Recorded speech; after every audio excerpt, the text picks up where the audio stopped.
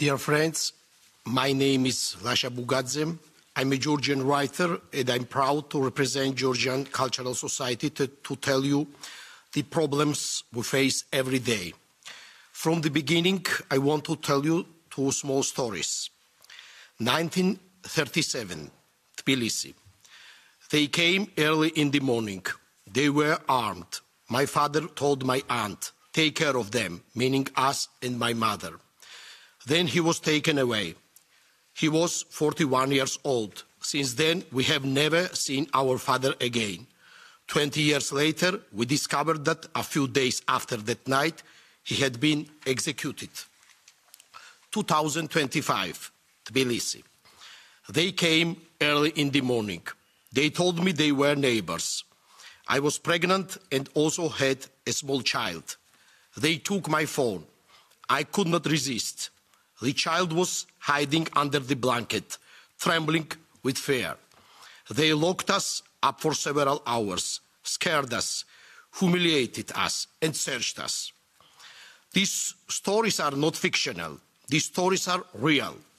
The first one took place in 1937 in Tbilisi at my grandmother's family. She was 11 years old and remembered for her whole life how her father was arrested by Stalin's and Beria's secret police, Cheka or KGB. The second story also takes place in modern Tbilisi.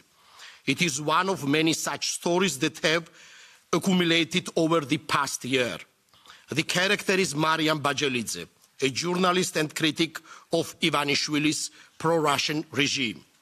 My grandfather was executed by Stalinists, along with millions of others. Meanwhile, Mariam Bajelidze and hundreds of other critics of the regime have been arrested, tortured and intimidated with financial terror.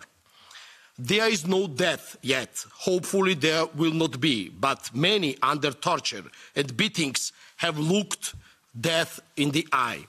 My grandmother and her sisters were labeled as children of people's enemy, and they were afraid to go outside. Not long ago, similar words appeared on the wall of my own house, people's enemy, written by Ivanishvili's Titushkis. Let me tell you what unites these two stories. It is Russian terror, which has now transformed into Putinism, and in Georgian case is trying through its proxy regime to deprive Georgian democracy and freedom. Hegel said, history is a prophecy of the past. For us, people who were once liberated from Russia and still fight against it, history has become a dangerous lesson in reality. In recent years, and especially in the past year, since oligarch Ivanishvili's Georgian Dream party adopted the so-called Russian or foreign agents law, the trauma of the 1930s terror has returned.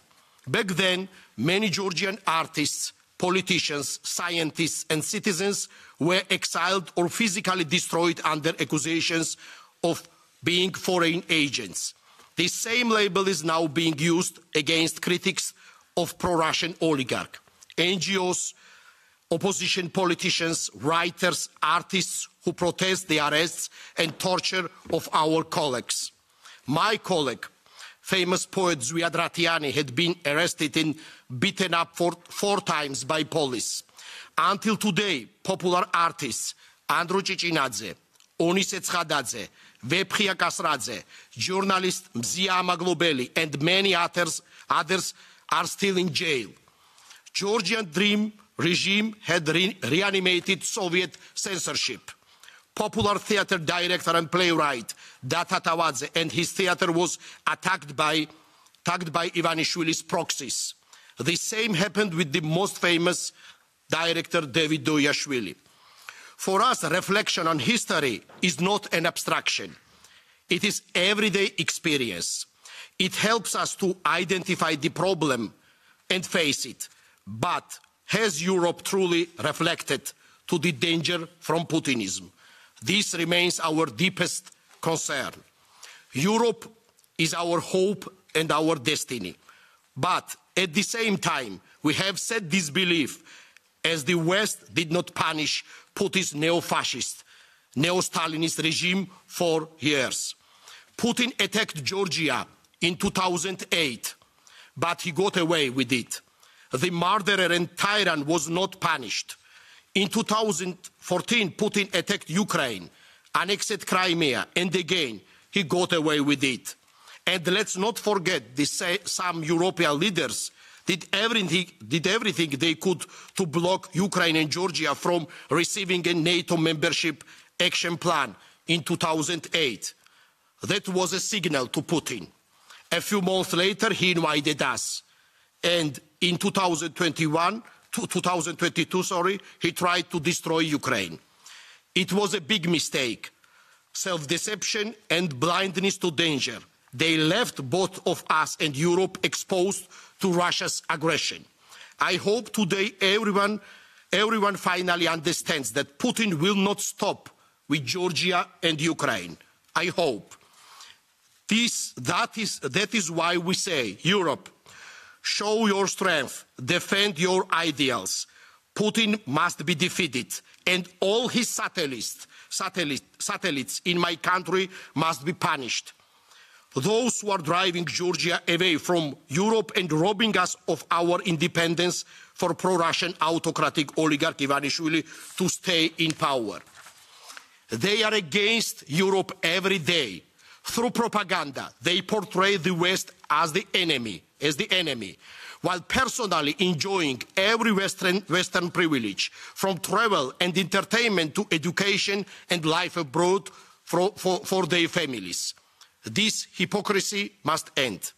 We are fighting, but as always, we need Europe's support behind us, because historically we are Europe and we will be Europe.